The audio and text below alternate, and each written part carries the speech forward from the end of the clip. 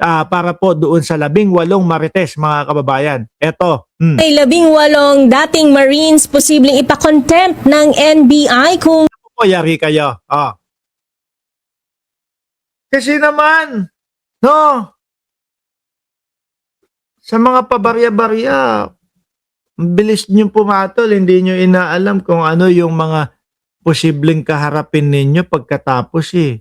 Baka mamaya iwanan kayo ng mga naghikayat sa inyo na pumunta dyan. No, wag nyo kaming sisihin kung bakit namin sinasabi yung mga ganito. Kasi halata naman ho, mga boss. Halatang halata yung kilusan at yung mga sinasabi ng 18 marites. Halatang kasinungalingan po. Ngayon, kung si Gutesa ipinatawag ng Department of Justice, biglang naglaho po. Ito naman ang 18 marites. Ipinapatawag ng NBI, mga naglaho na din ho. Same! Tapos ang gusto ni Marcoleta, ipatawag pa sa Senate Blue Ribbon Committee etong 18 marites. Para saan? Para ano? Aksayahin ang pera ng bayan, ang oras ng mga senador, sa walang kakwenta-kwentang mga tanim witness. Pakinggan nyo ho. umano'y 18 dating Marines posibleng ipakontempt ng NBI kung iisnabin ang Sabina. Ida tayong balitang Yari kayo. No? Eto, mga bossing, malamang magkakalaglagan ho sa puntong ito. Wala na yan, mga ghost na yan, sabi ni Annalyn Ando. Malamang ho. Gone in 60 hours, sabi ni Chris Angel. Malamang kung may mahuli, makuha dito. Magkakalaglagan ho ito. No? Gaya po nung sinasabi ng dating senador na si Antonio Trillanes na malamang pumiyok itong mga ito mga ilang linggo lang. Bakit? Yung iba baka napilitan lang, baka dahil bunsod ng pangangailangan ng pera. Ano po? Masabi, pinilit lang po kami. Sabi, uupo lang daw po kami sa likod. Tapos, si Attorney Balikod lang po ang magsasalita. Baligod ang magsasalita. Baka ganun yung naipangako. Hindi na i-open sa kanila na pwede pala silang makasuhan ng libel. Na pwede silang makasuhan ng kung ano-ano, di ba? yan, RH15. Sabi ni founder ng Cereza Force, malapit na yan, Ninong. Malapit na. Naku, ayan na daw, malapit na daw ho, mga bossing. Makulong yung 18 marites. Giselle Ricafort. Giselle.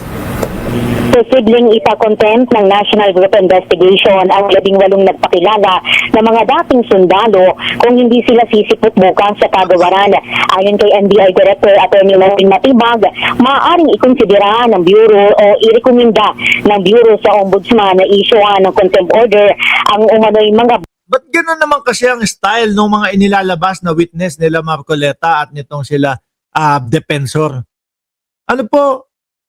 Pagka yung nasa cross-examination na ho, yung mga katanungan na alamin identity, aalamin kung ano ang motibo nila, aalamin lahat kung bakit nila ginagawa ito, aalamin kung ano talaga katotohanan, biglang mga naglalaho. Ganon din ho yung kay Gutesa. Patawag ng DOJ, biglang naglaho na ho, hindi na sumipot, hindi na ho natin nakita. Eto, 18 naman. Hindi na din makikita. Pinatawag lang ng NBI, pero yari kayo. Mukhang ipapakontempt kayo. Sa madaling salita, mukhang ipapakulong kayo pag hindi nyo pinansin yung pagpatawag o yung subpoena sa inyo. Bagman, ni-resign Congressman Saldico ng artikol. Pwede rin anya magpasaklolo ang ahensya sa korte kung iisnabi ng mga ating sundalo yung kanilang sabina. Kailangan, sabi ni Matibag, na mismong yung mga former marine yung lumutang sa NBI para mausisa sa kanilang affidavit, malaan yung partisipasyon nila at hindi lang maging hearsay yung kanilang mga aligasyon. Correct! Ayan binibigyan kayo ng pagkakataon para patibayin yung inyong mga sinasabi. Pero bakit wala? Kung kailan ito yung perfect time na para sa inyo. 'Di ba Sunny Reyes? Out of 18 daw, wala ang dating SEC ni BP Salot, no? O baka yung 8 sa 18 eh baka security ni BP Sara, yan yung ibig niyo sabihin, di ba, sir? Oh. Pakinggan natin. In-expect po namin na matin sila kasi inisyon po namin sila ng subpoena under the deputization of the Office of the Ombudsman. And the Office of the Ombudsman has the contempt power. We will coordinate with the Office of the Ombudsman because we are deputized.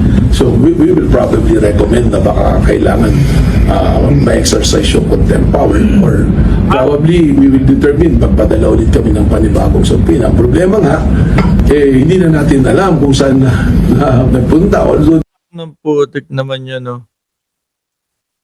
Lahat na lang ng witness ni Defensor, puro ganito. Hindi alam kung saan nagpunta na. Oh. the address given is the address of the Office of Attorney Baligod. Oh, yung binigay na address kay Balikod. Kay Baligod, oh. 25 katao yung pinahaharap ng Bureau Kabinang si Attorney Levy Baligod. Utang nang yan, nagtatago na din yan. Nagtatago na din si Baligod. Aba, humarap ka, sir. No, kaliwat kanan, mga interview at mga press conference mo. Tapos hindi ka siya sisipot dito sa subpoena. Siputin mo, sir. Lagyan ng bayag yung mga isinusulong ninyo. Dating Congressman Mike Defensor at Bishop Efrain Tendero ang lumagdang witness sa pagnotaryo ng joint affidavit ng mga ex-marine. Pero sabi ng NBI Director, wala pang kumpirmasyon kung pupunta ang mga yan bukas. Ay, di wag kayong pumunta.